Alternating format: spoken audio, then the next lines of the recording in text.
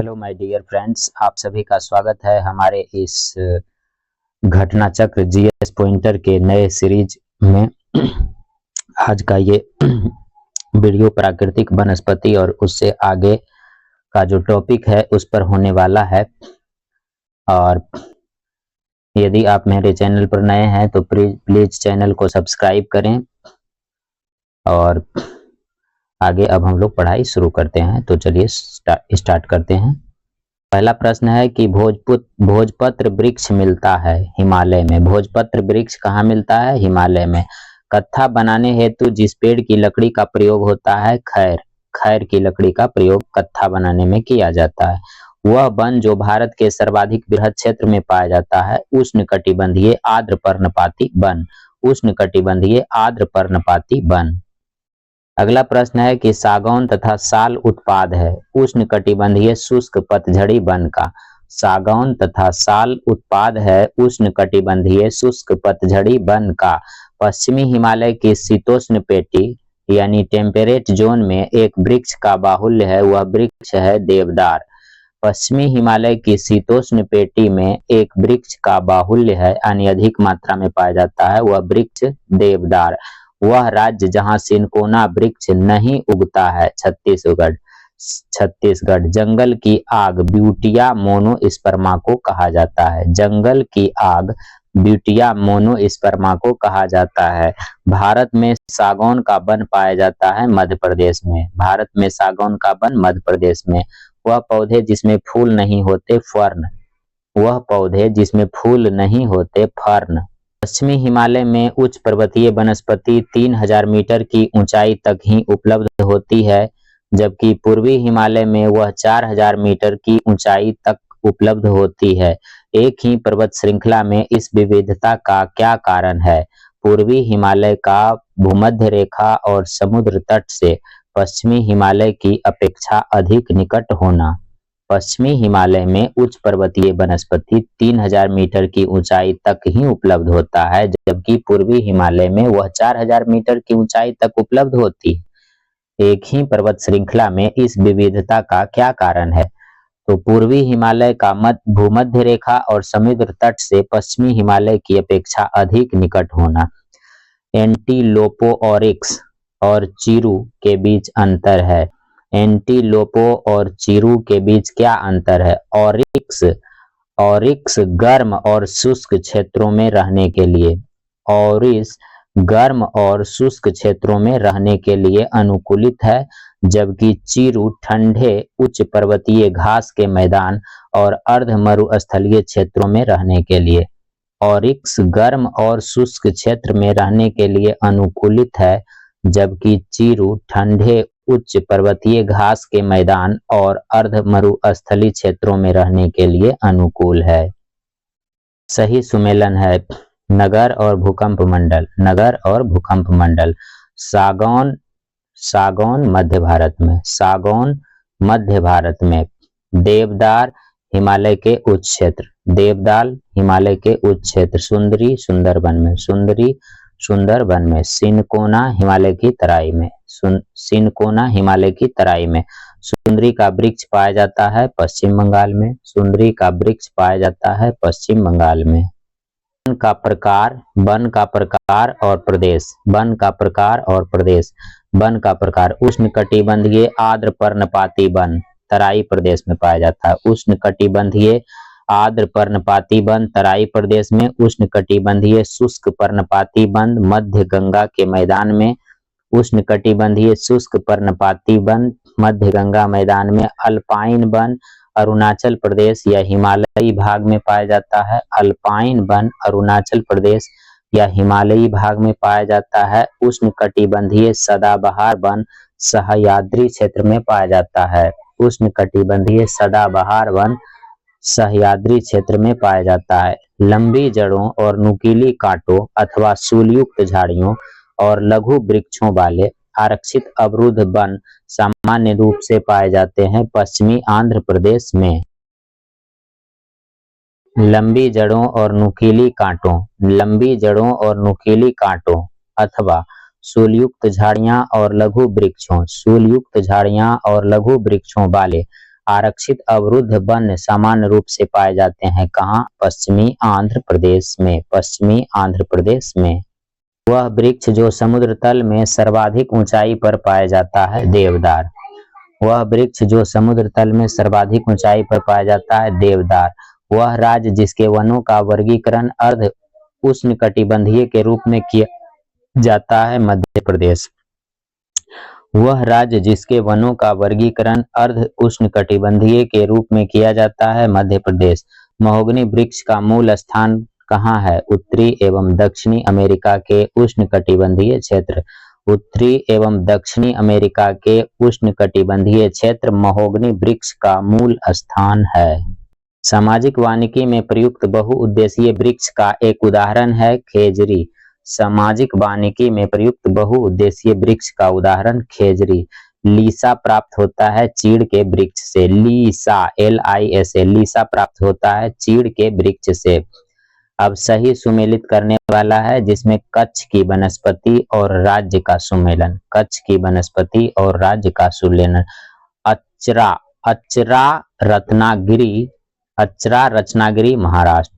अचरा रत्नागिरी महाराष्ट्र। कूडापुर कर्नाटक। कूडापुर कर्नाटक। विवरम तमिलनाडु। विवरम तमिलनाडु। बेम्बानाड केरल। बेम्बेनाड केरल। केरल की कच्छ वनस्पति पाई जाती है बेम्बानाड कुन्नूर में। केरल की कच्छ वनस्पति पाई जाती है बेम्बनाड कुन्नूर में। बेम्बनाड कुन्नूर। अब हम लोग पढ़ेंगे सिंचाई एवं नहर के बारे में। सिंचाई एवं नहरें और कथन ए और कथन आर। कथन ए में कहता है कि प्रायद्वीपीय भारत में सिंचाई का एक प्रमुख साधन है तालाब। प्रायद्वीपीय भारत में सिंचाई का एक प्रमुख साधन है तालाब। कथन आर, प्रायद्वीपीय क्षेत्र की अधिकांश नदियां मौसमी हैं। प्रायद्वीपीय क्षेत्र की अधिकांश नदियां मौसमी हैं। दोनों सही है, ए तथा आर दोनों सही है।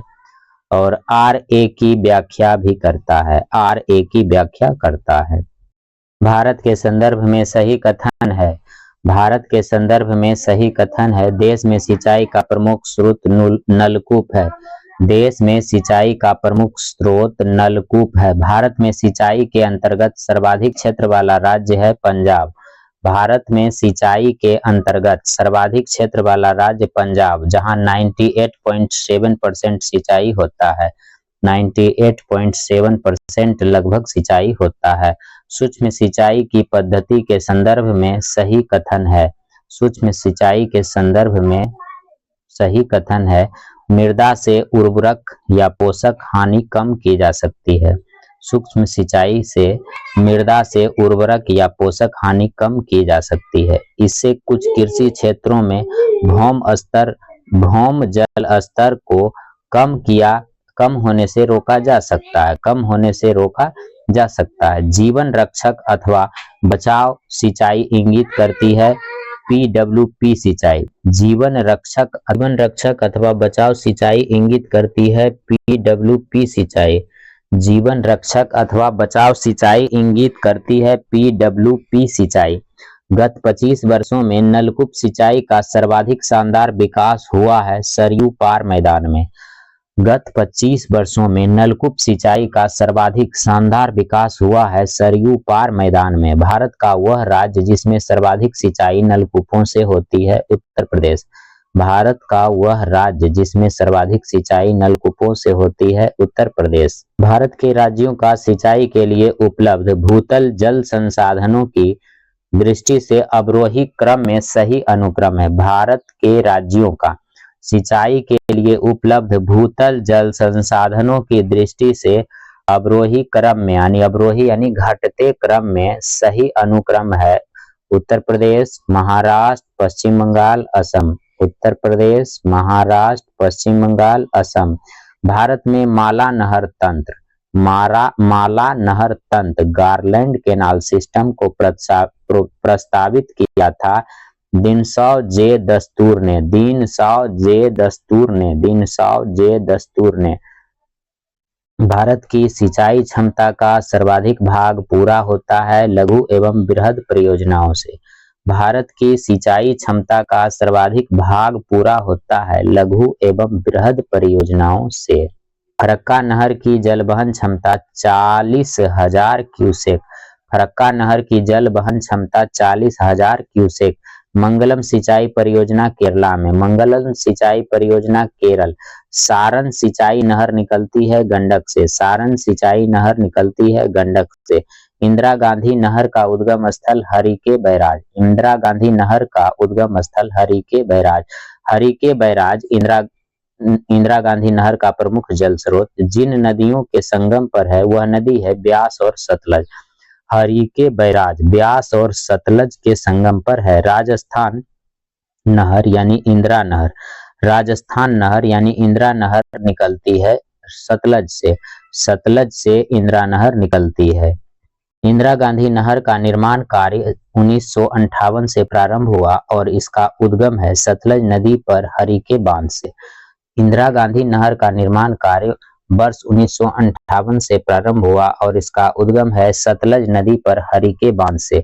इंदिरा गांधी नहर जल प्राप्त करती है ब्यास, रावी तथा सतलज नदियों से। इंदिरा गांधी नहर जल प्राप्त करती है ब्यास, रावी तथा सतलज नदियों से। ब्यास नदी के पोंग बांध के जल का उपयोग करती है इंदिरा गांधी नहर परियोजना। ब्यास नदी के पोंग बांध के जल का उपयोग करती है इंदिरा गांधी नहर परियोजना।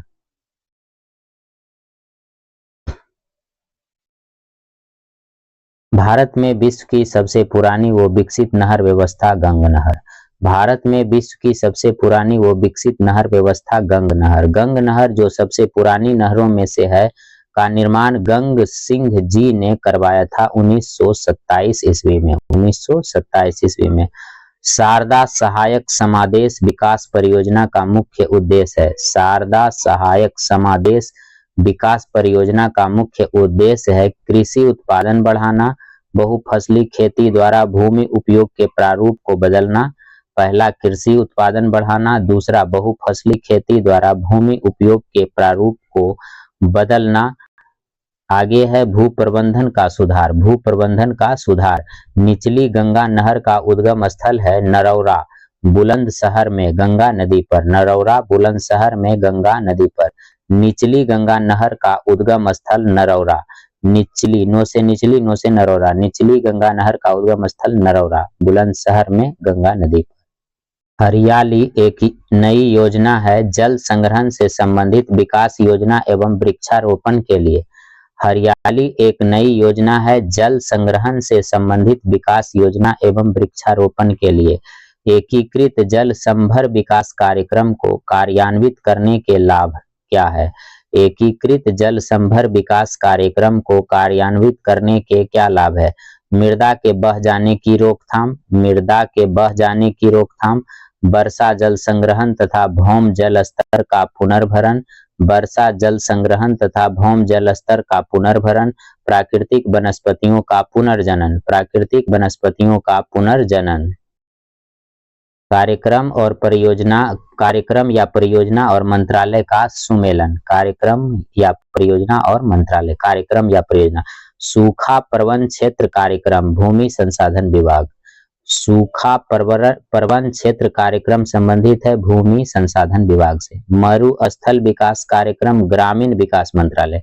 मरुस्थल विकास कार्यक्रम ग्रामीण विकास मंत्रालय से। वर्षापूरित क्षेत्र हेतु राष्ट्रीय जल संभर विकास परियोजना कृषि एवं सहकारिता विभाग। वर्षापूरित क्षेत्रों हेतु राष्ट्रीय जल संभर विकास परियोजना कृषि एवं सहकारिता विभाग से। ड्रिप्स या ड्रिप सिंचाई पद्धति के प्रयोग के लाभ क्या है? ड्रिप्स या ड्रिप सिंचाई पद्धति के प्रयोग के लाभ है खरपतवार में कमी, मृदा अपरदन में कमी। खरपतवार में कमी, मृदा अपरदन में कमी। अब हम लोग पढ़ेंगे बहुउद्देशीय नदी घाटी परियोजना। बहुउद्देशीय नदी घाटी परियोजना के संबंध में सरदार सरोवर परियोजना से लाभान्वित होने वाले राज्य कौन कौन हैं? सरदार सरोवर परियोजना से लाभान्वित होने वाले राज्य गुजरात, महाराष्ट्र, मध्य प्रदेश, राजस्थान।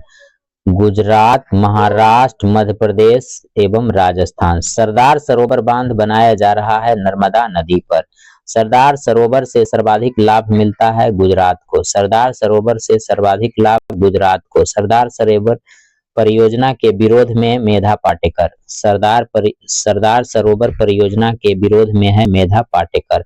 बरगी, ओंकारेश्वर, इंदिरा सागर एवं बाणसागर बांधों में से वह बांध जो नर्मदा नदी पर नहीं है बाणसागर। बाणसागर, बरगी, ओंकारेश्वर, इंदिरा सागर और बाणसागर बांधों में से वह बांध जो नर्मदा नदी पर नहीं है बाणसागर।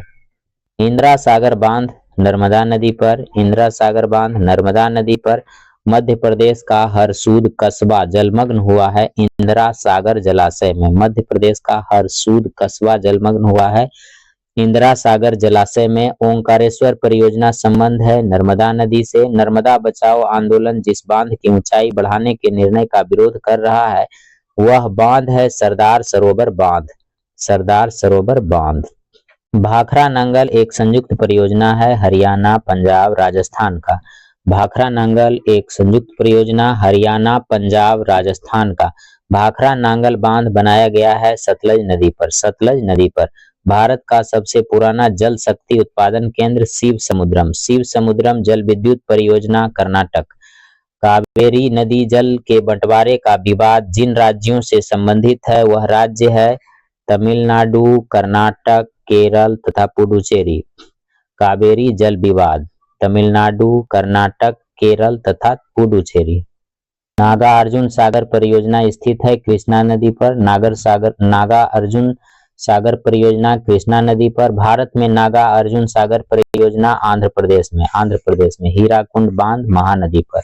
वह जलाशय जो चंबल नदी पर बना है राणा प्रताप सागर। राणा प्रताप सागर। चंबल नदी पर निर्मित बांध गांधी सागर। चंबल नदी पर निर्मित बांध गांधी सागर। वह नदी घाटी परियोजना जो एक से अधिक राज्यों को लाभान्वित करती है चंबल घाटी परियोजना एवं मयूराक्षी परियोजना। चंबल घाटी योजना से संबंधित है गांधी सागर, जवाहर सागर, राणा प्रताप सागर। चंबल घाटी योजना से संबंधित है गांधी सागर, जवाहर सागर, राणा प्रताप सागर। टिहरी बांध उत्तराखंड में निर्मित किया जा रहा है भागीरथी नदी पर। टिहरी जल विद्युत परियोजना बनाई गई है भागीरथी एवं भिलंगना नदी पर। मेथौन, बेल पहाड़ी एवं तिलैया बांध बनाए गए हैं बराकर नदी पर। मेथौन, बेल पहाड़ी एवं तिलैया बांध बनाए गए हैं बराकर नदी पर। कथन ए, दामोदर घाटी कॉरपोरेशन के विकास के पूर्व दामोदर नदी पश्चिम बंगाल में दुख की नदी मानी जाती थी। दामोदर नदी दुख की नदी मानी जाती थी। कारण, दामोदर अपने ऊपरी भाग में तीव्रता से प्रवाहित होती है तथा निचले भाग में इसका बहाव बहुत धीमा हो जाता है। दामोदर अपने ऊपरी भाग में तीव्रता से बहती है तथा निचले भाग में इसका बहाव बहुत धीमा हो जाता है। ए तथा आर दोनों सही है तथा आर ए की सही व्याख्या है। दामोदर घाटी निगम की स्थापना कब हुई? 1948 ईस्वी में। 1948 ईस्वी में। तवा परियोजना स्थित है नर्मदा नदी पर। तवा परियोजना नर्मदा नदी पर। हीराकुंड परियोजना ओडिशा। हीराकुंड परियोजना ओडिशा। हल्दिया रिफाइनरी पश्चिम बंगाल। हल्दिया पश्चिम बंगाल। तारापुर परमाणु केंद्र महाराष्ट्र। कुद्रेमुख पहाड़ियां कर्नाटक। कुद्रेमुख कर्नाटक। परियोजना और उसकी अवस्थिति का सही मिलान। परियोजना और उसकी अवस्थिति का सही मिलान। भाखरा परियोजना सतलज नदी पर। भाखरा परियोजना सतलज नदी पर। हीराकुंड परियोजना महानदी पर। इडुक्की परियोजना पेरियार नदी पर। नागार्जुन सागर बांध कृष्णा नदी पर। तमिलनाडु, आंध्र प्रदेश तथा कर्नाटक तमिलनाडु, आंध्र प्रदेश तथा कर्नाटक की संयुक्त परियोजना है तेलुगु गंगा परियोजना। तेलुगु गंगा परियोजना। तेलुगु गंगा परियोजना से पेयजल प्रदान किया जाता है मद्रास को। तेलुगु गंगा परियोजना से पेयजल प्रदान किया जाता है मद्रास को। बहुउद्देशीय नदी घाटी परियोजनाओं को आधुनिक भारत के मंदिर कहा था किसने? जवाहरलाल नेहरू ने। बहुउद्देशीय नदी घाटी परियोजना को आधुनिक भारत का मंदिर किसने कहा? जवाहरलाल नेहरू। नदियां और उस पर स्थित बांध। नदी और उस पर स्थित बांध। कावेरी नदी मेत्तूर बांध। कावेरी नदी मेत्तूर बांध। अलमाती बांध कृष्णा नदी पर। अलमाती बांध कृष्णा नदी पर। सरदार सरोवर बांध नर्मदा नदी पर। गांधी सागर बांध चंबल नदी पर। माता टीला बांध बेतवा नदी पर। काकरापारा बांध ताप्ती नदी पर। काकरापारा बांध ताप्ती नदी पर, माता टीला, बेतवा, गांधी सागर, चंबल, सरदार सरोवर, नर्मदा, अलमाती, कृष्णा, मेत्तूर, कावेरी। अलमाती बांध कृष्णा नदी पर, अलमाती बांध कृष्णा नदी पर, मेत्तूर बांध तमिलनाडु में, मेत्तूर बांध तमिलनाडु, मयूराक्षी पश्चिम बंगाल, नागा अर्जुन सागर परियोजना आंध्र प्रदेश, हीराकुंड ओडिशा। इडुक्की परियोजना पेरियार नदी पर, माता टीला बेतवा नदी पर, नागा अर्जुन सागर कृष्णा नदी पर, पोचमपाद परियोजना गोदावरी नदी पर, शिव समुद्रम कावेरी नदी पर, नागा अर्जुन सागर कृष्णा नदी पर, जायकवाड़ी गोदावरी नदी पर, टिहरी बांध भागीरथी नदी पर, क्वालपोंग जल विद्युत परियोजना अंडमान एवं निकोबार द्वीप समूह, भारत में सबसे पुराना जल विद्युत स्टेशन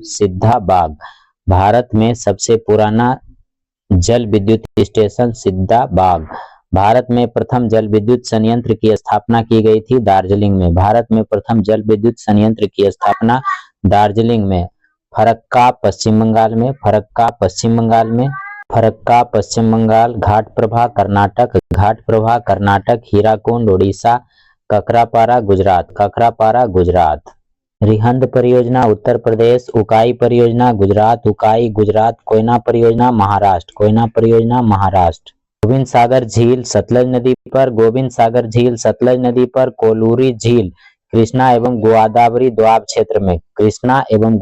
दोआब क्षेत्र में, उकाई जलाशय परियोजना ताप्ती नदी पर, बुलर झील झेलम नदी पर, कालागढ़ बांध बना हुआ है रामगंगा नदी पर, तवा परियोजना होशंगाबाद। पोंग बांध ब्यास नदी पर, मेजा बांध कोठारी नदी पर, तुलबुल परियोजना झेलम नदी, बगलिहार पावर प्रोजेक्ट जिसके विषय में पाकिस्तान द्वारा विश्व बैंक के समक्ष विवाद उठाया गया, भारत द्वारा जिस नदी पर बनाया जा रहा है चिनाब। बगलिहार पावर प्रोजेक्ट चिनाब नदी पर,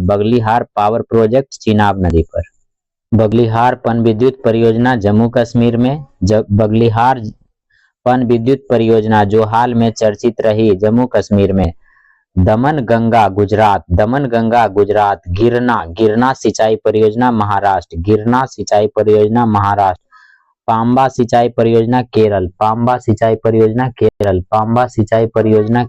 तपोवन और विष्णुगढ़ जल विद्युत परियोजना उत्तराखंड में, महाकाली संधि जिन देशों के मध्य है, नेपाल और भारत के मध्य है। कल्पक्कम तमिलनाडु, राणा प्रताप सागर राजस्थान, नरौरा उत्तर प्रदेश, तारापुर महाराष्ट्र। मीठे पानी की कल्पसर परियोजना गुजरात, वह राज्य जिसमें सुइल नदी परियोजना स्थित है, हिमाचल प्रदेश। तीस्ता लौ डैम प्रोजेक्ट तृतीय तीस्ता नदी पर प्रस्तावित है, इस प्रोजेक्ट का स्थल है पश्चिम बंगाल। तीस्ता लौ डैम प्रोजेक्ट तृतीय तीस्ता नदी पर प्रस्तावित है, इस प्रोजेक्ट का स्थल है पश्चिम बंगाल में। तीस्ता जल विद्युत परियोजना सिक्किम, तीस्ता जल विद्युत परियोजना कहाँ है? सिक्किम में। रिहंद परियोजना सोन नदी पर, रानी लक्ष्मीबाई बांध परियोजना बेतवा नदी पर, रामगंगा परियोजना रामगंगा नदी पर। उत्तर प्रदेश में रानी लक्ष्मीबाई बांध परियोजना बेतवा नदी पर, रानी लक्ष्मीबाई बांध परियोजना उत्तर प्रदेश में बेतवा नदी पर। Dulhasti hydro power station Chenab नदी पर, Dulhasti hydro power station Chenab नदी पर। अब है जलाशय और राज्य। जलाशय भद्रा कर्नाटक, भवानी सागर तमिलनाडु, गांधी सागर मध्य प्रदेश, राणा प्रताप राजस्थान। तिलैया बांध अवस्थित है बराकर नदी झारखंड, गोविंद बल्लभ पंत सागर जलाशय उत्तर प्रदेश, गंडक परियोजना संयुक्त परियोजना है बिहार और उत्तर प्रदेश का। वह प्रमुख राज्य जो प्रस्तावित किसाऊ बांध परियोजना से लाभान्वित होगा। वह प्रमुख राज्य जो प्रस्तावित किसाऊ बांध परियोजना से लाभान्वित होगा। उत्तराखंड व हिमाचल प्रदेश। उत्तराखंड और हिमाचल प्रदेश। अब है नदी घाटी परियोजना और नदी। पंचेट हिल बांध दामोदर नदी पर। पंचेट हिल बांध दामोदर नदी पर। राणा प्रताप सागर बांध चंबल नदी पर। राणा प्रताप सागर बांध चंबल नदी पर। वह बांध जो सिंचाई के लिए नहीं है शिव समुद्रम। वह बांध जो सिंचाई के लिए नहीं है शिव समुद्रम। अति विवादित बबली प्रोजेक्ट कहाँ अवस्थित है? महाराष्ट्र। बबली प्रोजेक्ट कहाँ अवस्थित है? महाराष्ट्र। अब हम लोग कृषि के बारे में पढ़ते हैं। भारतीय कृषि का इतिहास लिखा था एम.एस. रंधावा ने। भारतीय कृषि का इतिहास लिखा था एम.एस. रंधावा ने। भारत में एग्रो इकोलॉजिकल जोन्स कृषि पारिस्थितिकीय क्षेत्रों की कुल संख्या 20। भारत में एग्रो इकोलॉजिकल जोन्स कृषि पारिस्थितिकीय क्षेत्र की कुल संख्या 20। कथन ए, भारत की शुष्क पेटी की अर्थव्यवस्था प्रधानतः कृषि आधारित है। भारत की शुष्क पेटी की अर्थव्यवस्था प्रधानतः कृषि आधारित है, कारण इसमें द्वितीय हरित क्रांति के लिए बहुत क्षमता है। ए तथा आर दोनों सही है, परंतु आर ए की सही व्याख्या नहीं है। परंतु आर ए की सही व्याख्या नहीं है। भारत की खाद्य एवं पोषण सुरक्षा के संदर्भ में विभिन्न फसलों की बीज प्रतिस्थापन दरों को बढ़ाने से भविष्य के खाद्य उत्पादन लक्ष्यों को प्राप्त करने में मदद मिलती है। भारत की खाद्य एवं पोषण सुरक्षा के संदर्भ में विभिन्न फसलों की बीज प्रतिस्थापन दरों को बढ़ाने से भविष्य के खाद्य उत्पादन लक्ष्यों को प्राप्त करने में मदद मिलती है, किंतु इसके अपेक्षाकृत बड़े या विस्तृत कार्यान्वयन में बाध्यताएं हैं। वह है निजी क्षेत्र की बीज कंपनियों की। निजी क्षेत्र की बीज कंपनियों की उद्यान कृषि फसलों की रोपण सामग्रियों और सब्जियों के गुणवत्ता वाले बीजों की पूर्ति में कोई सहभागिता नहीं है। निजी क्षेत्रों की बीज कंपनियों की उद्यान कृषि फसलों की रोपण सामग्रियों और सब्जियों के गुणवत्ता वाले बीजों की पूर्ति में कोई सहभागिता नहीं है। देश का पहला कृषि विश्वविद्यालय पंतनगर, GBPAU पंतनगर। GBPAU पंतनगर देश का पहला कृषि विश्वविद्यालय। भारतवर्ष में प्रथम कृषि विश्वविद्यालय की स्थापना 1960 में। भारतवर्ष में प्रथम कृषि विश्वविद्यालय की स्थापना 1960 में। यदि खाद्यान्नों का सुरक्षित संग्रह सुनिश्चित करना हो तो कटाई के समय उनका आर्द्रता अंश होना चाहिए 14% कम, 14% से कम। भारत में भूमि उपयोग वर्गीकरण का सन्निकट निरूपण है। भारत में भूमि उपयोग वर्गीकरण का सन्निकट निरूपण है। नेट बुआई क्षेत्र 47%, नेट बुआई क्षेत्र 47%, वन 23%, अन्य क्षेत्र 30%, अन्य क्षेत्र 30%। कृषि में युग्म पैदावार का आशय है। कृषि में युग्म पैदावार का आशय है विभिन्न मौसमों पर 2 फसल उगाने से। विभिन्न मौसमों पर 2 फसल उगाने से। मिश्रित खेती की प्रमुख विशेषता है पशुपालन और शस्य उत्पादन को एक साथ करना। पशुपालन और शस्य उत्पादन को एक साथ करना। प्रकृति पर अधिक निर्भरता, उत्पादकता का निम्न स्तर, फसलों की विविधता तथा बड़े खेतों की प्रधानता में से भारतीय कृषि की विशेषता नहीं है बड़े खेतों की प्रधानता। बड़े खेतों की प्रधानता भारतीय कृषि की विशेषता नहीं है। कथन कारण। कथन ए, पारंपरिक खेती के आधुनिक वैज्ञानिक खेती में रूपांतरण में हरित क्रांति की तकनीक की महत्वपूर्ण भूमिका रही है। पारंपरिक खेती के आधुनिक वैज्ञानिक खेती में रूपांतरण में हरित क्रांति की तकनीक की महत्वपूर्ण भूमिका रही है, कारण इसमें सामाजिक एवं पर्यावरणीय लागत सम्मिलित नहीं होती। इसमें सामाजिक एवं पर्यावरणीय लागत सम्मिलित नहीं होती। ए तथा आर दोनों सही है, परंतु व्याख्या सही नहीं है। परंतु आर ए की सही व्याख्या नहीं है। जनसंख्या का दबाव, प्रच्छन्न बेरोजगारी, सहकारी कृषि एवं भूजोत का छोटा आकार में से एक भारतीय कृषि की निम्न उत्पादकता का कारण नहीं है। सहकारी कृषि। जनसंख्या का दबाव, प्रच्छन्न बेरोजगारी, सहकारी कृषि एवं भूजोत का छोटा आकार में से एक भारतीय कृषि की निम्न उत्पादकता का कारण नहीं है। सहकारी कृषि। भारत में संकार्य यानी चालू जोतों का सबसे बड़ा औसत आकार है राजस्थान में। भारत में चालू जोतों का सबसे बड़ा औसत आकार राजस्थान में। भारत में कृषि को समझा जाता है जीविकोपार्जन का साधन। जीविकोपार्जन का साधन। भारतीय कृषि के संदर्भ में सही कथन है। भारत में दालों की खेती के अंतर्गत आने वाला लगभग 90% क्षेत्र वर्षा द्वारा पोषित है। भारत में दालों की खेती के अंतर्गत आने वाला लगभग 90% क्षेत्र वर्षा द्वारा पोषित है। भारत में रासायनिक उर्वरकों के दो बड़े उपभोक्ता हैं, उत्तर प्रदेश, आंध्र प्रदेश। भारत में रासायनिक उर्वरक के दो बड़े उपभोक्ता, उत्तर प्रदेश, आंध्र प्रदेश। नई सुधारी गई ऊसर में हरी खाद के लिए उपयुक्त फसल है ढेंचा। नई सुधारी गई ऊसर में हरी खाद के लिए उपयुक्त फसल है ढेंचा। ढेंचा का फसल। ढैंचा, सनई, बोड़ा या लोबिया तथा ग्वार जैसी हरी खाद वाली फसलों में से नाइट्रोजन की मात्रा सर्वाधिक पाई जाती है बोड़ा या लोबिया में। ढैंचा, सनई, बोड़ा या लोबिया तथा ग्वार जैसी हरी खाद वाली फसलों में से नाइट्रोजन की मात्रा सर्वाधिक पाई जाती है बोड़ा या लोबिया में। संतुलित उर्वरक प्रयोग किए जाते हैं उत्पादन बढ़ाने के लिए, खाद की गुणवत्ता उन्नत करने हेतु, भूमि की उत्पादकता बनाए रखने हेतु। संतुलित उर्वरक प्रयोग किए जाते हैं उत्पादन बढ़ाने के लिए, खाद्य की गुणवत्ता उन्नत करने हेतु, भूमि की उत्पादकता बनाए रखने हेतु। केरल तट, तमिलनाडु तट, तेलंगाना तथा विदर्भ में से दक्षिण भारत में उच्च कृषि उत्पादकता का क्षेत्र पाया जाता है तमिलनाडु तट में। केरल तट, तमिलनाडु तट, तेलंगाना तथा विदर्भ में से दक्षिण भारत में उच्च कृषि उत्पादकता का क्षेत्र पाया जाता है तमिलनाडु तट में। केरल तट, तमिलनाडु तट, तेलंगाना तथा विदर्भ में से दक्षिण भारत में उच्च कृषि उत्पादकता का क्षेत्र पाया जाता है तमिलनाडु तट में। पुनर्भरण योग्य भौम जल संसाधन में सबसे संपन्न राज्य उत्तर प्रदेश।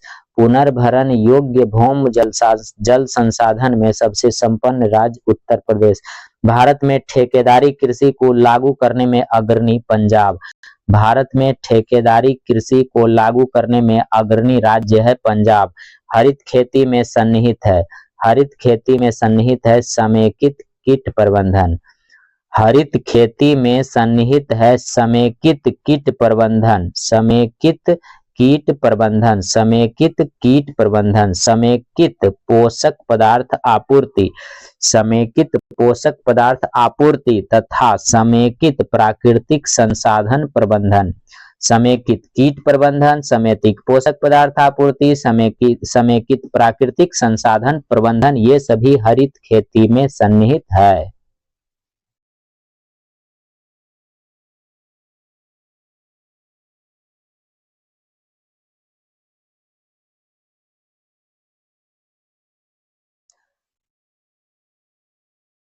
भारतीय कृषि पर वैश्वीकरण का प्रभाव है। अंतर्राष्ट्रीय बाजारों तक भारतीय किसानों के उत्पादों की पहुंच। भारतीय कृषि पर वैश्वीकरण का प्रभाव है। अंतर्राष्ट्रीय बाजारों तक भारतीय किसानों के उत्पादों की पहुंच, नकदी फसल पर बल, आय असमानता में वृद्धि, आर्थिक सहायता में कटौती आदि।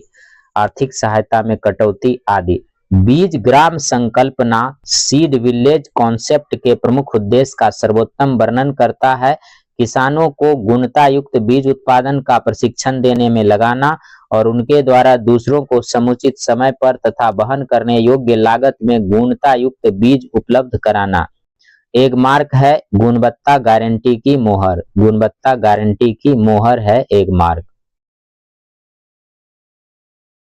अब हम लोग हरित क्रांति के बारे में तथा इसके आगे का टॉपिक नेक्स्ट वीडियो में पढ़ेंगे और तब तक के लिए आप लोग अच्छे से बार बार रिपीट करके वीडियो को देखें और क्वेश्चन को याद करें, क्योंकि ये सारे प्रश्न परीक्षा में आए हुए हैं, सारे सिविल सर्विसेज के एग्जाम के प्रश्न हैं घटना चक्र के, इसीलिए इसमें से लगभग सारे प्रश्न इंपॉर्टेंट हैं, इसीलिए आप इन्हें बार बार रिपीट करके पढ़ते रहें और आपका जो